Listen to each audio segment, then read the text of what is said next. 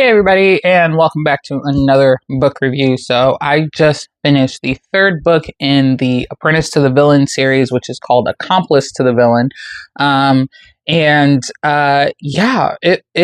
a good series. I really like this series. It's definitely not really what you expect. It's not your traditional. I think I've said this before, but it really reminds me of Ella Enchanted. Very like, it's a fairy tale, it's in a magical world and kingdom and stuff, but like there's just some things that are very modern about it. And of course it kind of is, well, not kind of is, but it definitely is more geared towards adults and things like that. So I give this one a 5 out of 5, like in comparison to some of the other books that I've been reading lately. This one's just, it's nice and easy. It flows really well. It did take me a little while to finish going through this one. I kept starting and stopping it, but it's so good. It's just like such a good book, good third book in a series. So to back up, the book follows Evie Sage and her. She's been working for Tristan Maverine, who is known throughout the kingdom and other kingdoms around it as the villain. And in this book, so in like the first two books, you're just kind of figuring out, how their relationship is going to work within an office setting, and they both clearly have feelings for each other, but it's very, very slow burn, like stupidly slow burn. I was just telling a friend of mine, I was like, this is so slow on the burn. Like I was over the slow burn midway through the second book, and I was extra over it by the time anything happened in the third book. But you spend a lot of time in the first, book kind of just figuring out all the characters and who all's involved. And in the second book, you start to kind of find out a little bit more backstory for each of the characters, and new characters are introduced. And same thing in the third one, you're finding out even more of each character's backstory, which I like, that we're building up a lot of the backstories to the different characters. It makes them feel more human. But at the same time, it did get a little bit frustrating because I'm like, what does this have to do with everything else? Which I think makes it very good in terms of writing, because like I spent a lot of time being like, what does this have to do with anything? And then later it would make sense. And so in this book, we have a lot of things that were set up in the second book that are starting to make more sense in the third book. And pardon me, I think one of the biggest things that I really liked in this book is they kept kind of hinting that not hinting. They've said several times there is a traitor, but they're hinting at different people being the traitor. And it was funny because it's how my brain was working. I was like, oh, clearly this character is the traitor. And then, a little time goes on and you figure some things out and you're like, oh, nope, it's not them. So it obviously must be this guy. And every person that I said it before they said, oh, this person's the traitor or this person's the traitor. And then come to find out it was none of them. So it was very, very interesting, just kind of the way that the story flowed and the way everything went. I will say, if I did have a complaint, other than the slow burn is a little too slow for me. The other complaint I have is like I want there to be a little more dialogue, I guess, with some of the other characters. I feel like sometimes we get introduced to a character and there's just not enough happening with them, even though they're clearly very important to the overall story. And so I do kind of, with some of the side characters, they get a little bit more dialogue so we can flesh them out. But outside of that, like I said, really good book, really enjoyed it. Did of course leave on the cliffhanger. I think for a little while they were talking with the author, and she was like, oh, it's just going to be 3 books, but the way that this book was left, it's got to be 4 books, and hopefully she'll be able to wrap it up in 4 books. But I would not be surprised if she also had a 5th book, because I felt like there was a lot that was introduced in this one. And while I think she's definitely capable of getting it done in 4, I would not be surprised if a fifth book pops up, or maybe even just like a companion novella of some sort. Just, felt really good.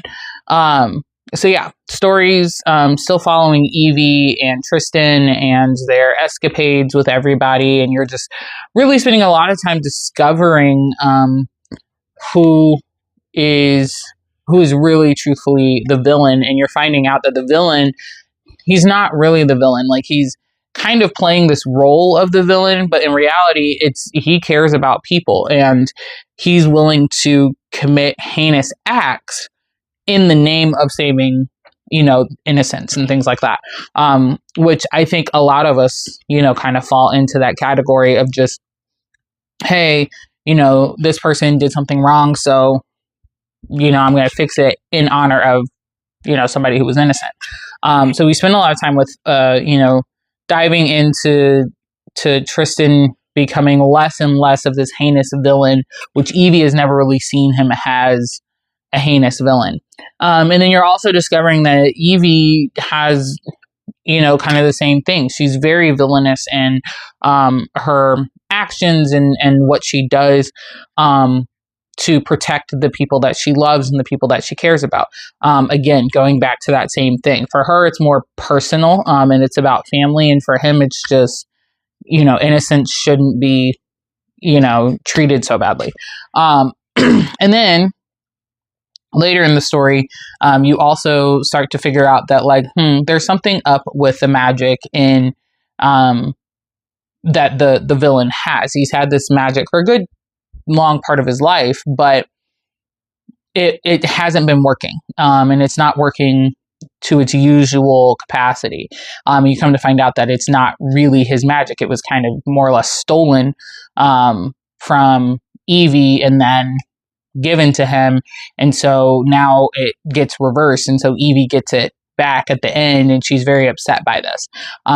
But in the fact that they've had this very long slow burn, you also discovered that he's willing to do whatever it takes to make sure that she, even though she is supposed to be the villain, that she is also getting, what she has always wanted, which is to protect her family.